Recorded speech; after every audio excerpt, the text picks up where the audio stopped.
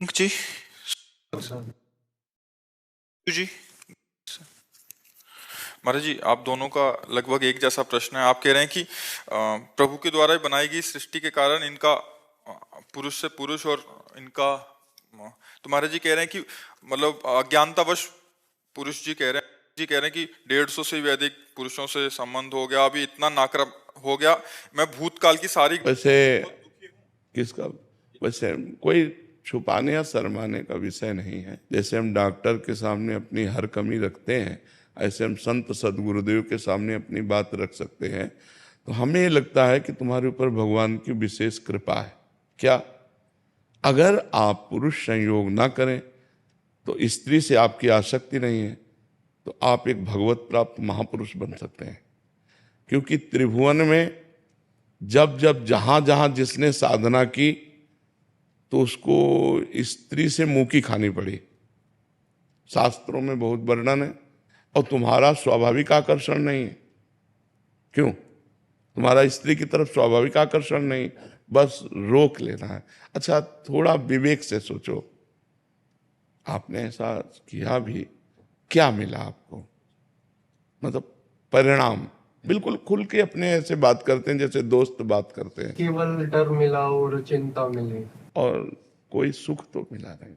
तो मुझे लगता है यदि आप थोड़ा भगवान नाम जप करें और इसे कंट्रोल करें, आप बहुत उत्तम मनुष्य बन सकते हैं। क्योंकि जो व्यभिचार प्राण जीव है वो ना अपना कल्याण कर सकता है ना दूसरों का कल्याण कर सकता है। और ये जो काम भोग सृष्टि में रखा गया है, एक सृष्टि क्रम को बढ़ाने के लिए रखा गया है। सृष्टि क्रम को बढ़ाने के लिए रखा गया है। तो स्त्री और पुरुष का जो संयोग विधान शास्त्रीय है वो संतानोत्पत्ति के लिए है, ना कि केवल मनोरंजन के लिए। शास्त्र सम्मत। तभी उसका जीवन ब्रह्मचर्य परायण स्वस्थ पर, और कभी साल 6 महीना में एक बार ऐसा, तो वो बहुत अच्छा जीवन। ये व्यभिचार प्रवृत्ति तो मतलब बहुत निकृष्ट आदत है और ये सबको नष्ट कर रही है। तो मुझे लगता है भाई, यदि आप थोड़ा विचारवान बन जाएं और अध्यात्म की शरण लेकर इसको शासन में लें तो आप बहुत अच्छे बन सकते हैं। क्योंकि धर्म पालन है तो संभोग होगा नहीं, संतानोत्पत्ति योग संबंध होगा नहीं है, केवल भोग विलासिता मनोरंजन। तो हमें आप खुद अनुभव करके देखो, क्या आप ऐसा जीवन नष्ट करना चाहोगे? तो मुझे लगता है नियम और संयम में आना चाहिए। अगर आप अभी अनुभव कर लें तो कर लेने, कुछ दिन बाद हमारी बात याद कर लेना, हाथ कुछ नहीं लगेगा। अच्छा, दूसरी बात, थोड़ा विचार करो, कहाँ क्या है सुख भाई? हम ऑपरेशन करके आपको बता रहे दिमाग के, हमारे दिमाग का क्या है भाई? कौन सा सुख है? दुर्गंध और मल भरा हुआ है, वहीं से तुम्हारी रति है। मुझे लगता है कि ये पूर्व संस्कारवश, ये आपकी कोई उपज नहीं है, ये आपकी कोई मनपसंद बात नहीं। आपके दिमाग में पूर्व प्रारब्ध वसात ये संस्कार है। तो इस संस्कार को जीतने के लिए मनुष्य शरीर मिला है, इसी संस्कार में मिट जाने के लिए नहीं मिला है। अगर आप जीतते नहीं है तो मिटा देगा। कितना गंदा स्वरूप आपका होगा, चाहे वो बहन हो चाहे भाई हो, आप विचार करके देखो। उसके जीवन का मतलब क्या रहेगा? केवल मनोरंजन, धर्म से कोई मतलब नहीं इसमें। तो हमें लगता है अगर हम ब्रह्मचर्य धारण करें और भगवान की तरफ बढ़ते हुए समाज सेवा करें, अगर हमें संतान ही प्रिय है तो किसी की भी गोद नामा से हम संतान ले सकते हैं और अपने परिवार का वृद्धि कर सकते हैं। तो मुझे लगता है व्यर्थ में ऐसा अगर ना कीजिए तो बहुत विशाल जीवन बन जाए। ब्रह्मचर्य भी तो एक मार्ग है जिसके द्वारा हम परमात्मा प्राप्ति करें, समाज सेवा करें, जो चाहे वो कर सकते हैं। इस तरह मल द्वार में अपने को आसक्त करके जीवन व्यतीत करना मुझे लगता है कि ठीक नहीं है। स्त्री पुरुष का जो संयोग है वो संतानोत्पत्ति के लिए, धर्म में काम को भगवान अपना स्वरूप कहते हैं। धर्म में काम मैं हूं, तो वो धर्म तो यहाँ दिखाई नहीं दे रहा। और ये आप में ही नहीं है, लाखों बच्चों में है। और वो उनकी कोई उपज नहीं है कि वो अपनी उपजाए हैं ये बात, वो उनके स्वभाव में पूर्व प्रारब्ध से आई हुई है। पर वो विजय प्राप्त कर सकते हैं।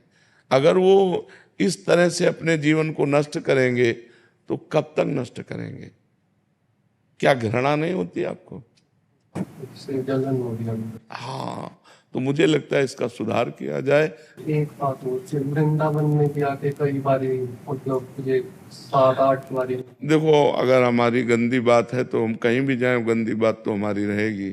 तो सत्संग में जैसे बोले थे कि ये उपजाऊ भूमि हाँ, बिल्कुल पाप। के अंदर से कि एक पाप आपको लाख बारी दंड देगा, तो आप हाँ, तो आप ऐसा करना कि वृंदावन की परिक्रमा करना नंगे पैर और मौन रहना, नाम जप करना राधा राधा, और फिर साष्टांग दंडवत करना जब परिक्रमा हो जाए, और गलती मानना वृंदावन से। बड़ा कृपालु वृंदावन है, वो क्षमा कर देगा। और धीरे से इसका सुधार कीजिए।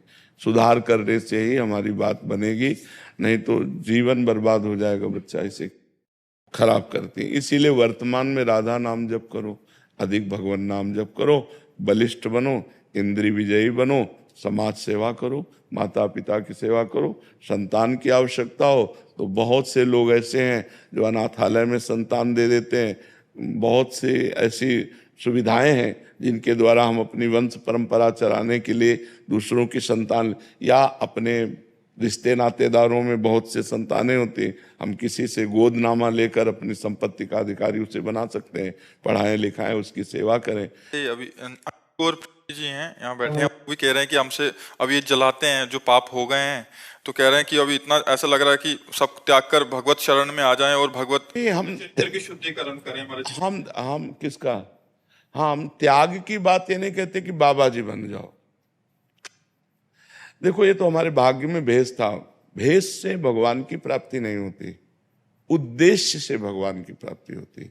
आप गृहस्थ में रहिए, अच्छे पवित्र आचरण कीजिए, ब्रह्मचर्य का व्यवहार कीजिए। जैसा हमें जीवन मिला है, हम उस जीवन को सही मोड़ पे लाएं। ऐसा तो है कि हमारे गलत संस्कार हैं तो हम गलत संस्कारों की तरफ बढ़ते चले जाएं।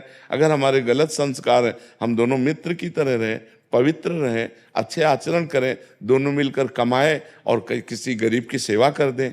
बड़े बड़े ऐसे गरीब लोग हैं, बीमार लोग हैं, उनकी सेवा करें, नाम जप करें, तो हमारा जीवन सार्थक हो जाए। इस तरह के जीवन में कोई, आप खुद देख लो, क्या है ये जीवन? एक मतलब खिलवाड़ जीवन है। न धर्म है, न पवित्रता है, न भगवत अध्यात्म है। तो बुझा हुआ जीवन किस काम का जीवन? तो सुधार किया जाए। और ये आपका दोष नहीं है, ये आपके पूर्व जन्म के संस्कार में। आप जैसी लाखों बच्चियां, लाखों बच्चे हैं, लाखों हैं, कोई एक दो नहीं, कोई शर्म की बात नहीं, लाखों बच्चे बच्चियां हैं। हाँ, इसको सुधारा जाए, इसको सुधारा जाए। अच्छा, मान लो जैसे एक है कि हम तो दोनों जीवन भर मित्र भर, तो क्या जीवन का उद्देश्य आपका केवल इतना ही है? मतलब आपका जीवन इसी में समाप्त है?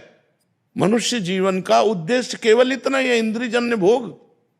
नहीं यार, मनुष्य साधन धाम मोक्ष कर द्वारा, पाए न जे परलोक संहारा, सो परत्र दुख पावई, सिर धुनि धुनि पछताए, काले कर्म ईश्वर मिथ्या। ये संयम से रहो, अभ्यास करो, संयम से रहो, दोनों मित्र की तरह रहो, एक जगह रहो, दोनों कमाओ, समाज की सेवा करो, परिवार की सेवा करो, गंदा आचरण न करो। जरूरी है गंदा आचरण करना? गंदे आचरणों से हमारा अंतःकरण निर्बल होता चला जाता है। खुद आप अनुभव कर लो, एक अपने से घृणा सी आने लगती है, लगता है कब तक करूंगा, कब तक? तो इसलिए उठो। ये कोई आप में ही दोष नहीं है, चराचर जगत में दोष है। पशु पक्षी हर जीव काम से व्याकुल है। भगवान की शरण में आकर, भगवान का नाम जप कर, भगवान का चिंतन करके हम अध्यात्म बल से इसे रोक सकते हैं, दूसरा कोई उपाय नहीं। देखो, जेलें भरी हैं, अगर आप पूरी जेल को छानोगे तो आधे निकलेंगे व्यभिचार में, आधे केवल व्यभिचार प्रवृत्ति वाले मिलेंगे जो जेल में भरे हैं। ये मन है, ये गंदी आदतों में ले जाकर आपको ही नहीं, सबको अगर बचे हैं तो अध्यात्म की शरण में, भगवान की शरण में, सतमार्ग में, नहीं तो बचने का कोई चांस नहीं है। जैसे हम भोजन पाते हैं तो शौच का वेग आता है, पेशाब का वेग आता है, ऐसे काम का वेग आता है। उस काम के वेग को भजन के द्वारा, हे नाथ हे करुणामय, तो भगवान संभाले तो संभला है, नहीं बालू का बांध है, 1 मिनट में टूट के कहाँ से कहाँ पहुंच जाए। तो आप लोग शर्माओ मत, कोई समाज से हे मत समझो, ये पूर्व का संस्कार ऐसा आया है, इस पर विजय प्राप्त करो।